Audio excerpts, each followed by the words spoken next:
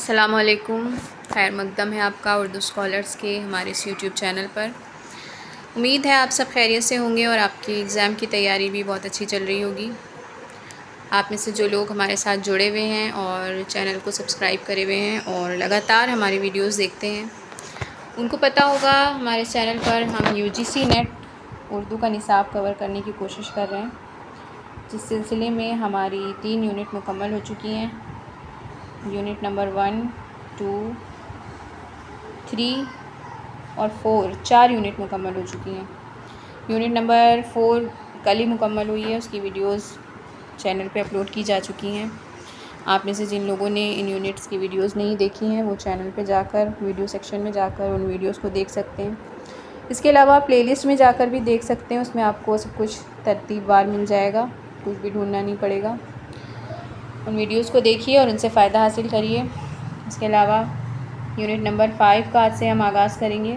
Unit number 5 Urdu داستان اور ڈرامے پر مشتمل ہے، جس میں ہم داستان کا فن اور روایت، اردو کے اہم داستان گو اور ان کی داستانیں، جس میں ملا وجہی کی سبرس، فضل علی فضلی کی کربل کتھا، انشاء اللہ خاں انشا کی رانی کیتکی کی کہانی، میر امن کی باغ و بہار، رجب علی بیگ سرور کی فسانہ عجائب، میر محمد تقی خیال کی بستان خیال، یہ داستانیں شامل ہیں۔ ان داستانوں پہ ہم بات کریں گے کہ کر کے اس کے بعد ڈرامے کا جب آغاز کریں گے تو اس میں ڈرامے کا فن، اس کا آغاز اور ارتقاء، اردو کے اہم ڈرامہ نگار اور ان کے ڈرامے، جس میں امانت لکھنوی کا ڈرامہ اندر صبا، آغا حشر کاشمیری کا ڈرامہ یہودی کی لڑکی، امتیاز علی تاج کا ڈرامہ انارکلی، حبیب تنویر کا آگرہ بازار اور محمد حسن کا ڈرامہ ضحاک، ان تمام ڈراموں پر ایک ایک کر کے بات کریں گے۔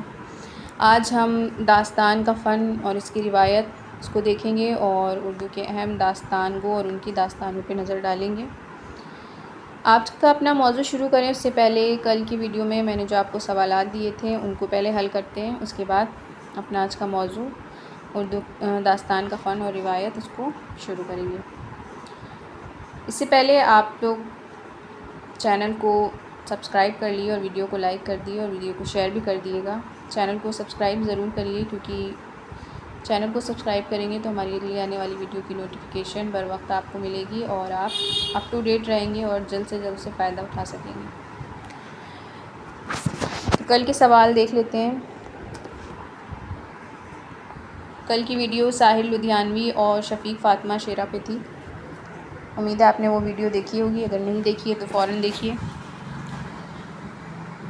پہلا سوال ہے، نظم چکلے ساحر کے کس شعری مجموعے میں شامل ہے؟ آپشنز ہیں یادیں، پرچھائیاں، تلخیاں، گاتا جائے بنجارا۔ کریکٹ آنسر اس کا ہو جائے گا ہمارا 3rd آپشن نمبر 3، تلخیاں۔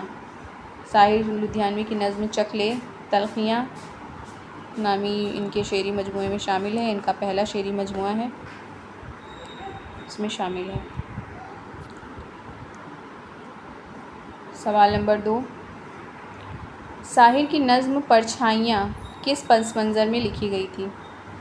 آپشنز ہیں پہلی عالمی جنگ، دوسری عالمی جنگ، تقسیم ہند یا انقلاب۔ تو کریکٹ آنسر اس کا ہو جائے گا ہمارا 2nd آپشن، دوسری عالمی جنگ کے پس منظر میں لکھی گئی تھی، امن عالم کے لیے یہ نظم لکھی گئی تھی، اس کا نام ہے پرچھائیاں۔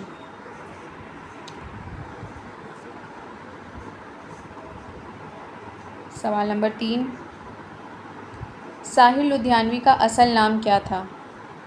آپشنز ہیں ساحر، فضل الحسن، عبد الحی یا عبد القادر۔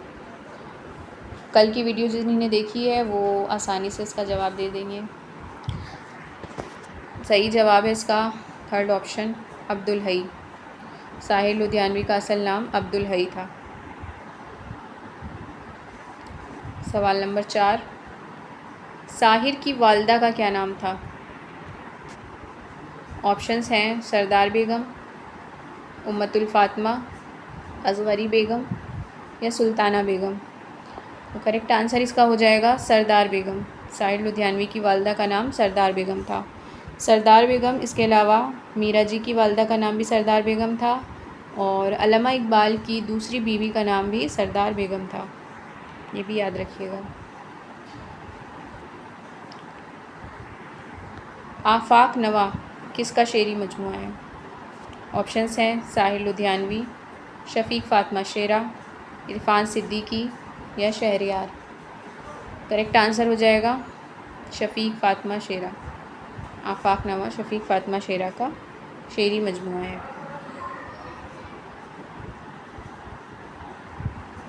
اگلا سوال، شفیق فاطمہ شیرہ کی پہلی نظم کون سی ہے؟ آپشن ہیں غلہ صفورہ، نذرانہ، فجر کا الاؤ، بازیابی۔ تو کریکٹ آنسر اس کا ہو جائے گا سیکنڈ آپشن نذرانہ۔ نذرانہ ان کی پہلی نظم تھی جو انہوں نے اپنی بڑی بہن کے لیے لکھی تھی۔ غلہ صفورہ ان کا پہلا شعری مجموعہ ہے۔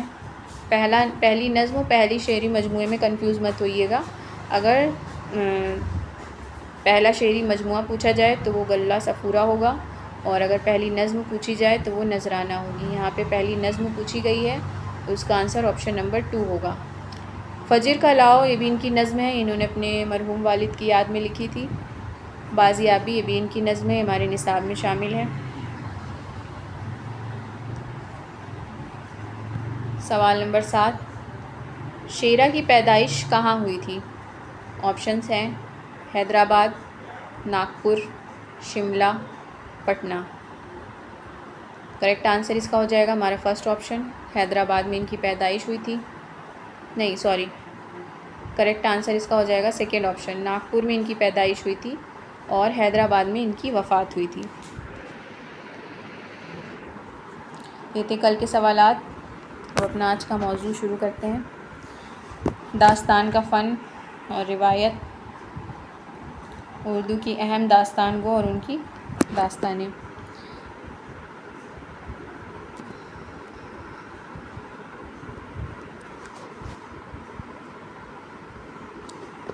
داستان کا فن، داستان سے تو میرے خیال ہے ہر کوئی واقف ہوگا، داستان کسے کہتے ہیں۔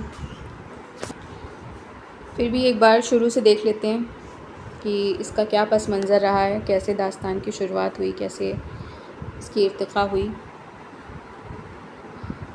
کہانی کہنا اور سننا انسان کی فطرت میں شامل ہے۔ کہانی کی عمر اتنی ہی ہے جتنی انسان کی۔ کہانی کی ارتقائی شکل داستان ہے، یعنی داستان کی جو ابتدائی شکل ہے وہ کہانی ہے۔ کہانی قصے کہے جاتے تھے شروع میں، صرف زبانی سنائے جاتے تھے، لکھے نہیں جاتے تھے۔ دھیرے دھیرے اس نے ارتقاء کری اور ارتقاء کر کے وہ داستان کی شکل اس نے اختیار کر لی۔ داستانیں شروع میں لکھی نہیں جاتی تھیں، صرف زبانی سنائی جاتی تھیں، لیکن دھیرے دھیرے بعد میں لکھی جانے لگیں۔ داستان وہ رومانی کہانی ہے جس میں خیالی واقعات کا بیان، مافوق الفطرت عناصر، حسن و عشق کی رنگینی، واقعات اور حادثات کی بہتات اور پیچیدگی اور بیان کی لطافت ہو۔ اس کا مقصد اپنے قاری کو فرحت اور مسرت کا سامان فراہم کرنا ہے۔ اچھا، داستان ہے کیا؟ داستان کہتے کسے ہیں؟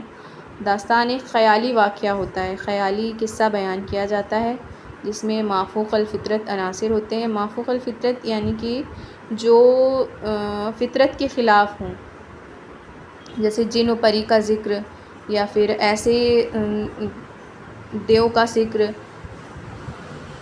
ایسی انگوٹھی کا ذکر جس کو پہننے سے کوئی غائب ہو جائے، یا پھر ایسے بھبوت کا ذکر جس کو لگانے سے کوئی غائب ہو جائے۔ ان تمام سب چیزوں کو مافوق الفطرت عناصر کہتے ہیں، یعنی جن کا فطرت کے خلاف ہوں، جن پہ یقین کرنا مشکل ہو۔ اس میں حسن و عشق کے واقعات بیان کیے جاتے ہیں، حادثات کی بہتات ہوتی، بہت سے واقعے ہوتے ہیں، بہت سے حادثات ایک داستان میں بیان کیے جاتے ہیں، اور ساتھ ہی ساتھ زبان و بیان کی لطافت ہوتی ہے جس کی وجہ سے قاری داستان کی طرف متوجہ رہتا ہے، اس کا انٹرسٹ بنا رہتا ہے کہ اب کیا ہونے والا ہے، اب کیا ہونے والا ہے۔ داستان وہ اس طرح کی زبان اپنی داستان میں استعمال کرتا ہے کہ وہ قاری کی توجہ کو اپنی طرف مرکوز رکھتا ہے، اس کی اٹینشن نہیں کھونی چاہیے، کیونکہ یہ بہت ضروری ہے داستان کے لیے کہ لوگوں میں آگے کیا ہونے والا ہے یہ جاننے کی جستجو قائم رہتی ہے۔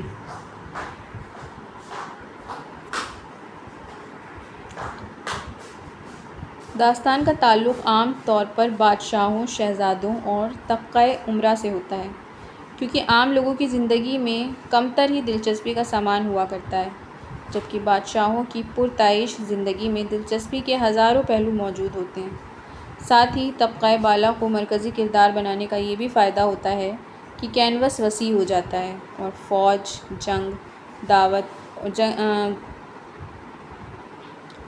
جنگ وغیرہ کی تفصیلی بیان کی بھی گنجائش نکل آتی ہے۔ داستان میں اعلیٰ طبقے کو ہی کیوں موضوع بنایا جاتا ہے؟ اس کی بھی ایک وجہ یہ ہے کہ اس میں دلچسپی کا سامان ان کی زندگی میں زیادہ ہوتا ہے، جنگ و جدل ہوتی ہے، دعوت ہوتی ہے، کہیں پہ جو ہے کینوس بہت وسیع ہو جاتا ہے۔ لیکن عام انسان کی زندگی میں کیا ہے؟ عام انسان کی زندگی زیادہ تر ناول میں، افسانے میں بیان کی جاتی ہے، لیکن جو داستانیں ہوتی ہیں اس میں زیادہ تر بادشاہوں، شہزادوں، شہزادیوں کی زندگی بیان کی جاتی ہے۔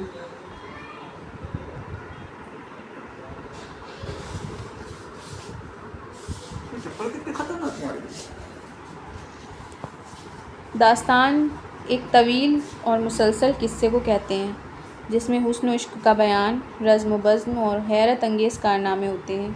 جن، پری، دیو، بادشاہ، شہزادہ اور شہزادی اور مافوق الفطرت عناصر اور محیر العقول واقعات بیان کیے جاتے ہیں۔ محیر العقول واقعات وہی ہوتے ہیں جس پہ اعتبار کرنا مشکل ہوتا ہے، جس پہ یقین کرنا مشکل ہوتا ہے۔ داستان کا ہیرو ایک خیالی کردار ہوتا ہے جس کے اندر ناممکن کو ممکن کرنے کی صلاحیت ہوتی ہے۔ یعنی داستان کا ہیرو ایک حقیقی کردار نہیں ہوتا ہے، ایک خیالی کردار ہوتا ہے جو ناممکن کاموں کو بھی ممکن کر دکھاتا ہے۔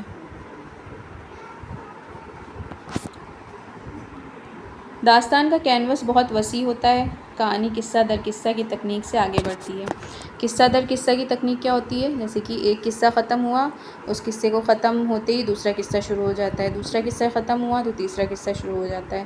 مطلب قصے کے بعد ایک قصے کے بعد دوسرا، دوسرے کے بعد تیسرا، تیسرے کے بعد چوتھا، ایسے قصے شروع ہوتے جاتے ہیں اور داستان آگے بڑھتی جاتی ہے۔ داستان میں تمثیلی کردار بھی ہوتے ہیں، جیسے سبرس کے زیادہ تر کردار جیسے حسن، عشق، دل وغیرہ تمثیلی کردار ہیں۔ کچھ داستانوں میں دیو مالائی عناصر بھی پائے جاتے ہیں۔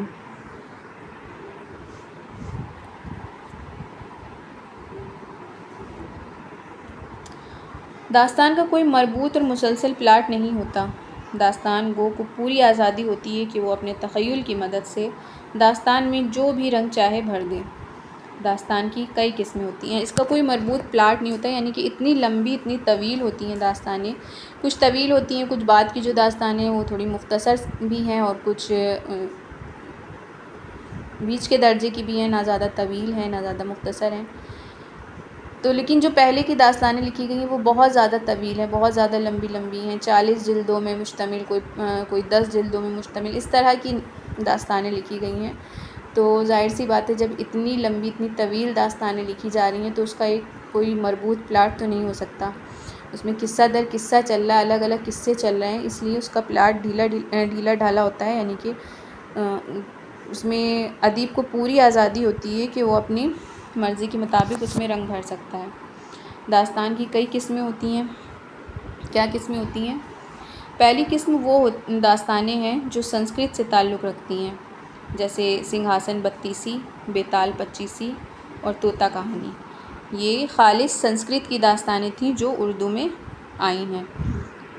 پہلی قسم تو یہ ہو گئی۔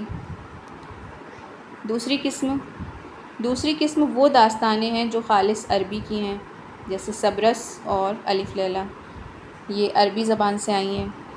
تیسری قسم کی وہ داستانیں ہیں جو فارسی سے اردو میں ترجمہ ہوئی ہیں، جیسے کہ قصہ چار درویش اور داستان امیر حمزہ، یہ فارسی ادب سے اردو میں ترجمہ ہوئی ہیں۔ اور چوتھی قسم کی داستانیں وہ ہیں جو خالص اردو میں لکھی گئی ہیں، جیسے فسانہ عجائب۔ ٹھیک ہے، یہ بات سمجھ میں آئی؟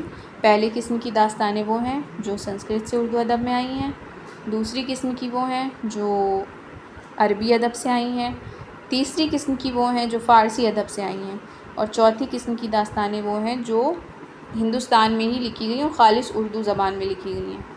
کہیں سے ترجمہ ہو کے نہیں آئی ہیں، جیسے کہ فسانہ عجائب رجب علی بیگ سرور کی۔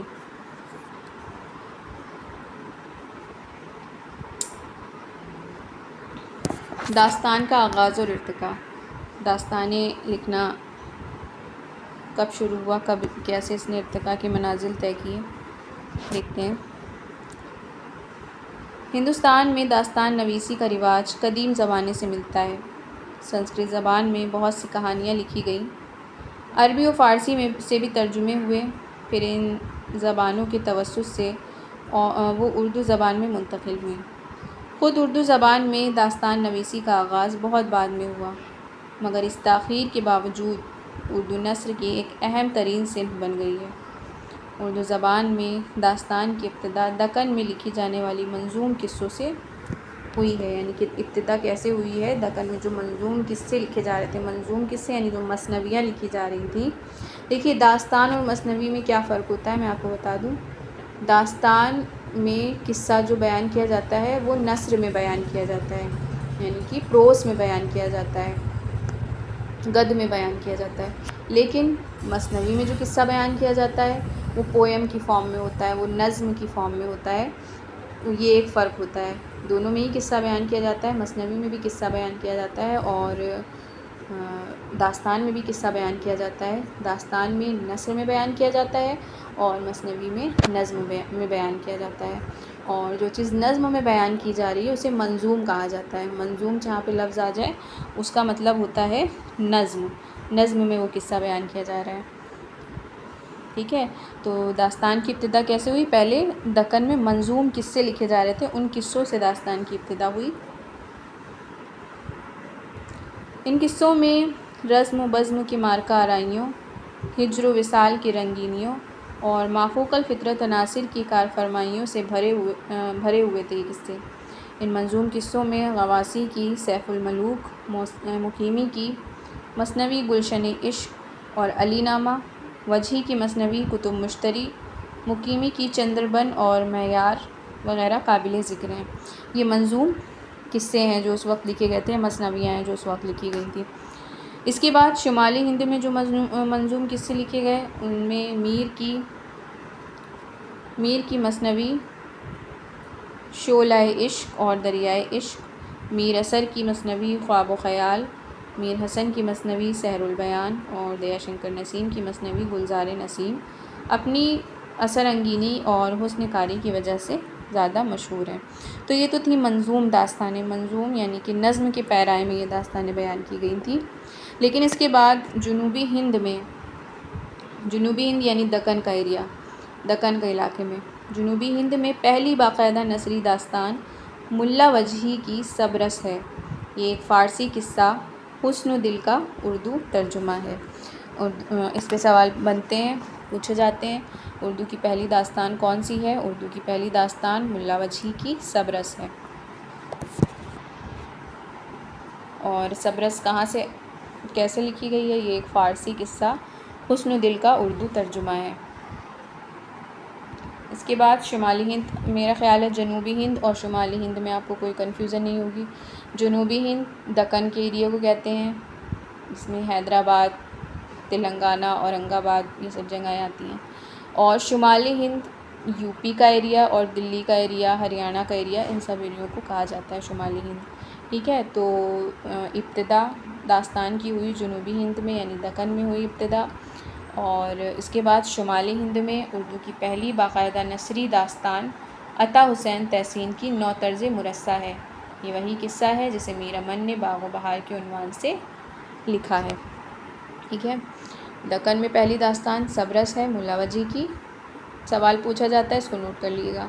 اور شمالی ہند کی پہلی داستان کون سی ہے یہ بھی پوچھا جاتا ہے، عطا حسین تحسین کی نو طرز مرصع ہے۔ یہ وہی نو طرز مرصع ہے جسے بعد میں جان گلکرسٹ کی فرمائش پر میر امن نے باغ و بہار کے نام سے لکھا تھا آسان زبان میں۔ نو طرز مرصع جو عطا حسین تحسین نے لکھی تھی اس کی زبان بہت ہی مقفع و مسجع تھی، یعنی بہت زیادہ آرائش اور زیبائش کری گئی تھی اس کی زبان میں، لیکن باغ و بہار جو میر امن نے لکھی وہ بہت سادہ زبان میں، عام فہم زبان میں لکھی ہے۔ داستانوی ادب میں اضافہ صحیح معنوں میں فورٹ ولیم کالج میں ہوا۔ اس کالج کی سرپرستی میں اردو نثر کو بہت فروغ حاصل ہوا۔ داستانوں کی طرف خاص دھیان دیا گیا۔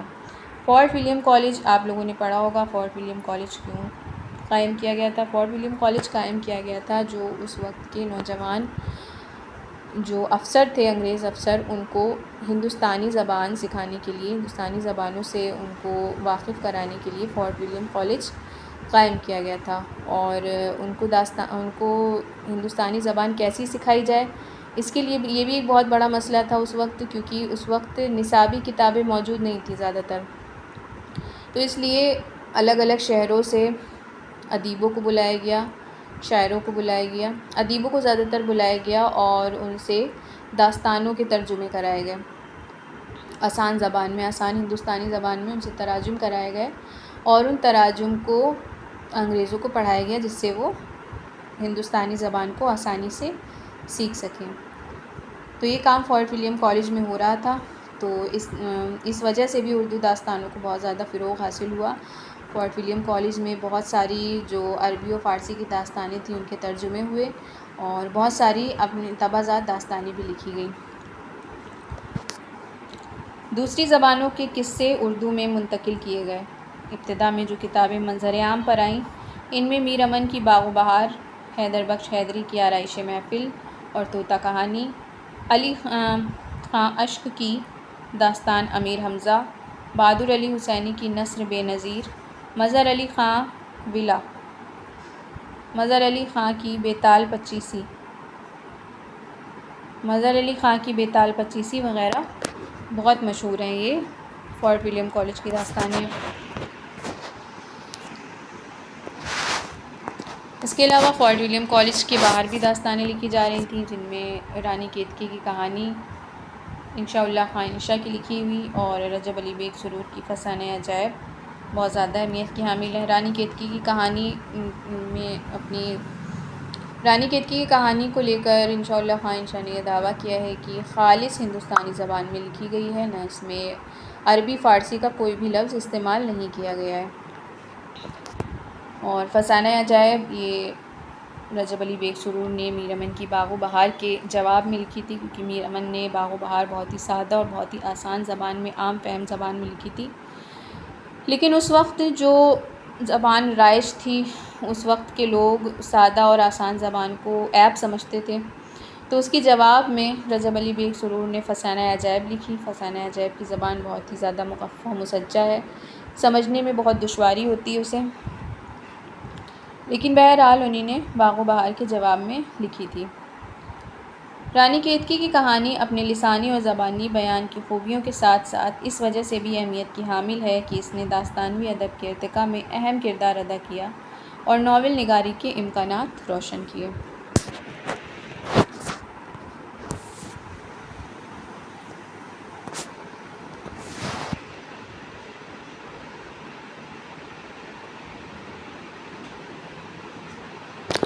رانی کیتکی کی کہانی نہیں، یہاں پہ فسانہ عجائب ہوگا۔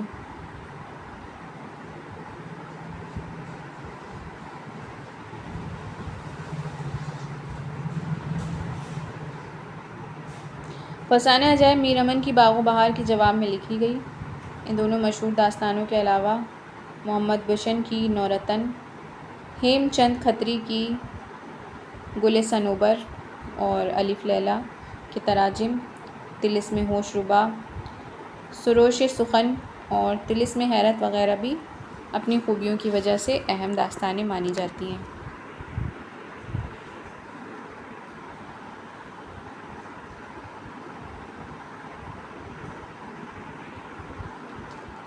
ان داستانوں میں کچھ داستانیں امیر حمزہ اور طلسم ہوش ربا جیسی طویل، اور کچھ رانی کیتکی کی کہانی جیسی مختصر ہیں۔ اس کے علاوہ کچھ باغ و بہار جیسی درمیانی قسم کی بھی داستانیں موجود ہیں۔ داستان نگاروں نے اپنی داستان کو رنگین اور دلکش بنانے کے لیے زبان و بیان کی تمام صلاحیتیں صرف کر دی ہیں۔ یہی وجہ ہے کہ یہ داستانیں عقل و منطق پر پورا نہ اترنے کے باوجود بھی انسان کا ایک قیمتی ادبی سرمایہ کی حیثیت رکھتی ہیں۔ عقل و منطق پہ پوری نہیں اترتی، یعنی جو مافوق الفطرت عناصر بیان کیے جاتے ہیں، محیر العقل واقعات بیان کیے جاتے ہیں، وہ عقل پر پورے نہیں اترتے ہیں۔ لیکن ان سب تمام چیزوں کے باوجود بھی یہ اردو ادب کا ایک بہترین سرمایہ ہے اور ان کی اہمیت سے انکار نہیں کیا جا سکتا ہے۔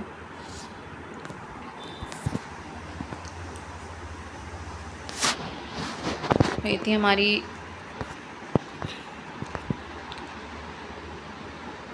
داستان کا فن اور اس کا آغاز اور ارتقاء۔ یہ تھی ہماری آج کی ویڈیو، امید ہے آپ کو پسند آئی ہوگی۔ ایک بار اردو کی اہم داستانوں پہ پھر سے نظر ڈال لیتے ہیں جو آپ کو یاد رکھنی ہے۔ سب سے پہلی جو داستان ہے، نثر میں جو سب سے پہلی داستان لکھی گئی ہے وہ ملا وجہی کی سبرس ہے، اس کو ضرور یاد رکھنا ہے۔ جنوبی ہند میں لکھی گئی، یعنی دکن میں لکھی گئی سب سے پہلی داستان۔ اس کے بعد عطا حسین تحسین کی نو طرز مرصع۔ پھر فورٹ ولیم کالج میں آ جاتے ہیں۔ فورٹ ولیم کالج میں جو داستانیں آپ کو یاد رکھنی ہیں، ان میں سب سے پہلے میر امن کی باغ و بہار۔ میر امن کی باغ و بہار، حیدر بخش حیدری کی آرائش محفل، طوطا کہانی، داستان حمیر حمزہ، نثر بے نظیر، بیتال پچیسی۔ ان تمام داستانوں کو ان کے داستان نگاروں کے ساتھ آپ کو یاد رکھنا ہے۔ رانی کیتکی کی کہانی، انشاءاللہ خواں انشا کی، رجب علی بیگ سرور کی فسانہ عجائب، بہت اہم داستانیں مانی جاتی ہیں۔